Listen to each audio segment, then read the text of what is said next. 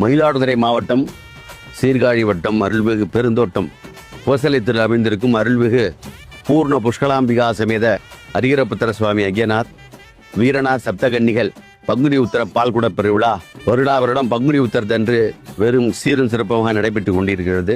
பங்குனி உத்தரத்தன்று ஐயனாருக்கு சிறப்பான நட்சத்திரம் உத்தர நட்சத்திரம் ஐயனாருக்கு சிறப்பானது. அதேபோல் பௌர்ணமி கூட வருவதால் மிகவும் சிறப்பு.